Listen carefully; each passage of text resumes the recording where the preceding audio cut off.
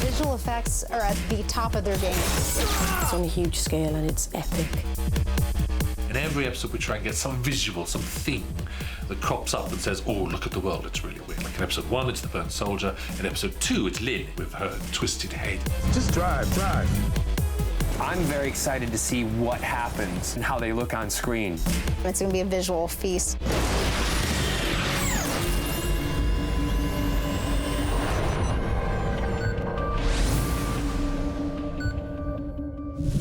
Guess what I just heard? I'm on the phone talking to Esther, Hello, are you listening? and I'm happy, I'm jovial. I get promoted. Congratulations. I'm driving, it's raining outside, and I'm being impatient as Rex can be, and he's trying to get around the slow cars in front of him, and there's a big truck, and there's an accident. These poles start flying, and they come flying through the windshield and totally impale me. It's a good visual effect to start out the series with. It's like, take your lead man and kill him. Rex. The only way to do that in the end was with CG poles whizzing through.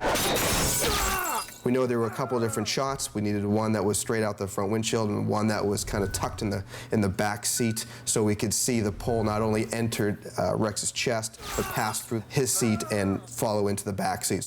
To help crew, we actually do a previs. We try and previs the moment more than just the visual effects. It also helps the director visualize, you know, the sequence and figure out what angles that they need to kind of put the edit together. And then we get into kind of the final sequence here. You've got essentially a plate of Rex in the car that was shot on green screen.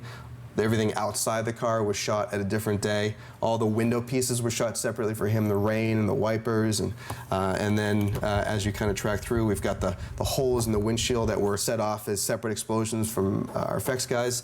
And then we take our CG poles and send them through the holes that were created for us ahead of time.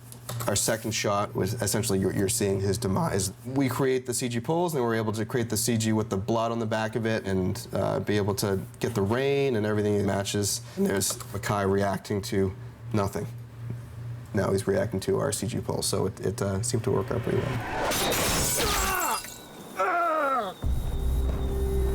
Rex. Rex.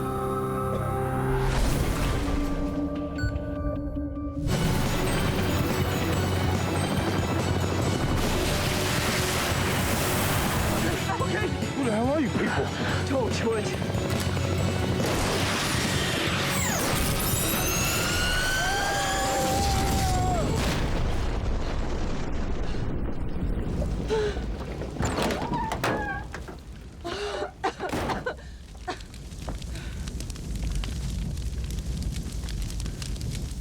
For the end sequence on the beach, we filmed everything with Eve Miles and John Barman on the Jeep, the rocket launcher. Action! Who the hell are you people? Torchwood. We filmed a real helicopter coming into the position.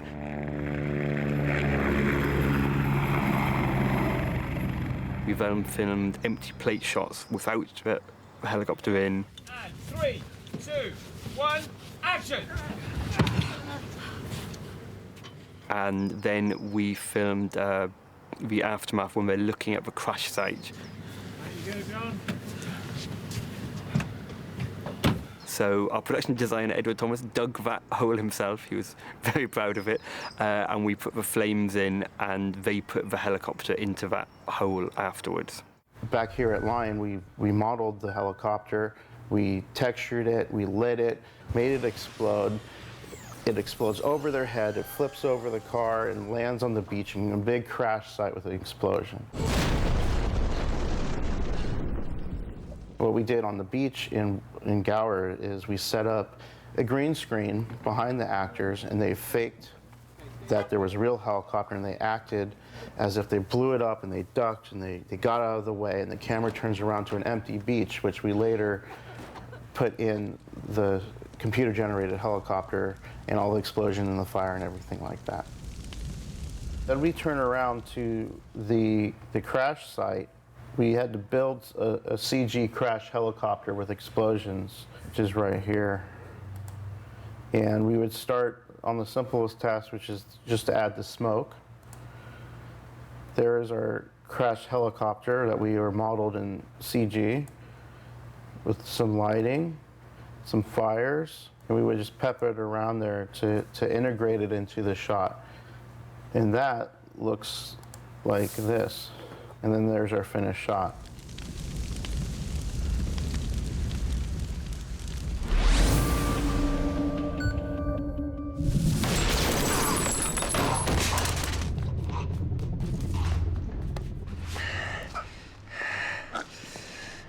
Oh my God. Is he gonna die? Don't worry about it. No one dies these days. You want a bat?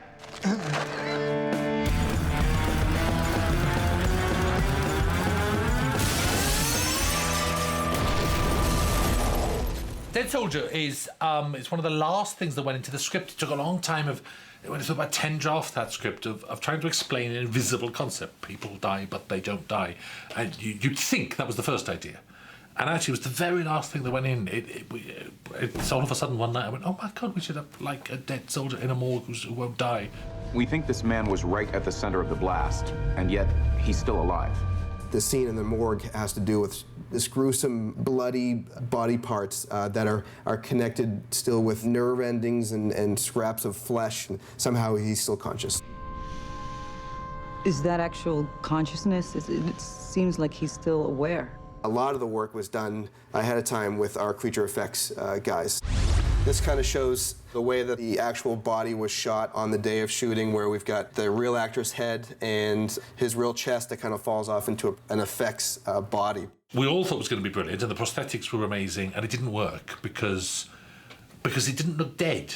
It looked like a survivor. It looked like someone was terribly, terribly wounded. It was clear in this shot that he's still way too alive, and we were trying to figure out a way to chop him up and make it feel like he's just dangling with life. So we do these kind of previs and tests and stuff and show them to wrestle and talk about, you know, does this make sense? We had to rethink that and build different prosthetics into which faces were composited in CG. Kind of looking at this shot, you've got wide angle revealing the body, seeing what was actually shot on location, and the body is a little more together. So when you're looking at kind of what we approached to do, we're going to cut a hole in his chest. That was where the explosions were, so that would basically, he'd blow a hole right through his stomach. And then we chopped his leg off and added these nerve ending pieces, leaving a kneecap and the shoe behind. And then the head, you're seeing just the kind of the skeleton left over from what was there. Clearly, the skin is burnt. He's not indestructible, just undying. Ever living. We're going to need a new vocabulary.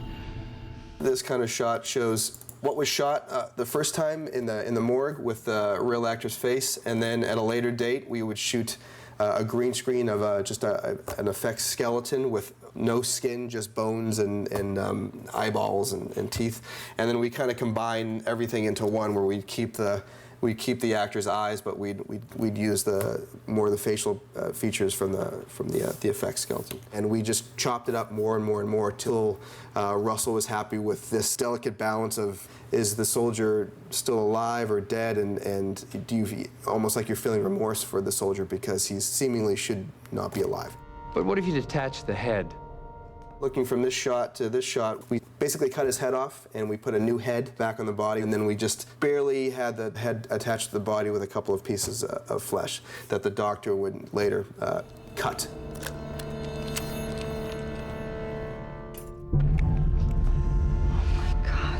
The eyes were put into the face and the neck was separated. So it was an awful lot of work, a lot of trial experimentation. For sure, the shots, they definitely kind of turn your stomach, but the more it turned people's stomach and the more Russell was kind of bothered by the gruesomeness, so the more we knew we were on the right path. I mean, all of us have been changed by design. But how? Who could do this? Who's got the technology? Simple answer. No one on this earth.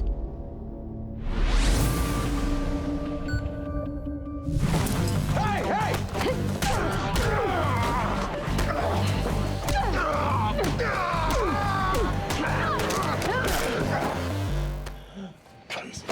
Episode 2, at the end of the episode, Lynn gets her neck snapped by Rex, snapping her neck about 150 degrees around from where it should be, and seemingly killing her. It's a funny old effect in the end, because it's one of those effects that the eye finds hard to read because you know it's false. So every time we see it, you think, oh, that looks quite false. When you study it as an effect shot, it's really well done. We took everything from the airport shot, which is essentially the way this was shot, where we had her at the location walking backwards and her hair pulled up out of the way so it wouldn't encumber the clothes or rest on the clothes, knowing that we were basically going to chop off her head above the collar and put her new head on later. So the first piece was getting everything we needed at the airport, and then the second piece was shooting her head on green screen. This is Lynn set up in the frame with her twisted neck and her eye line in the position where what it would be in that frame. So we took her head and chopped it off of this green screen and dropped it back onto that shot that we saw previously. All right, just drive. What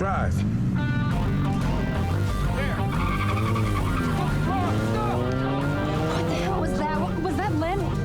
What the hell is going on? Welcome to Torchwood.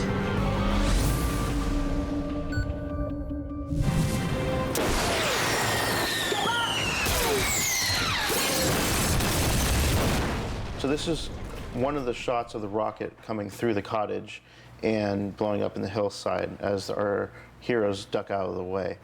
And so what we have here, this is the completed shot. As you can see, the helicopter shoots the rocket through the glass as they jump out of the way. What I'm going to show you is how we compile it all together. We took the plates of the helicopter when we shot on the beach in Gower.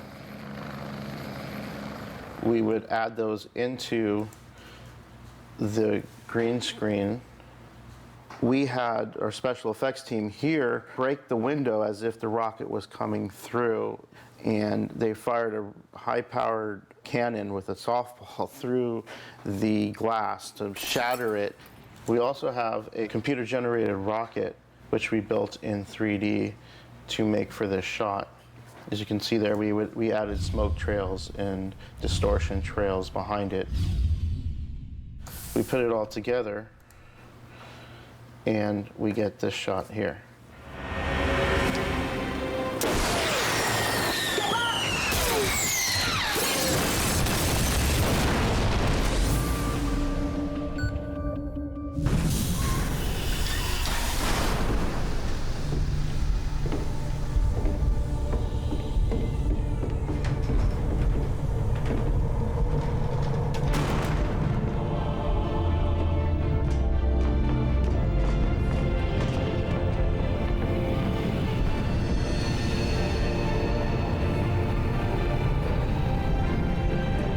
What can you see? The whole show ends in a great big visual effects extravaganza and a set building extravaganza and a cast extravaganza as well, all the way through production. I kept telling every department, save your money, because it's a big climax in the end. And it ends with the blessing. How far down does it go? All the way to the other side of the world. Ed Thomas has built this set of scaffolding and wood facing this wall, which is going to be an entirely 3D build of the blessing. What does the blessing tell you about yourself?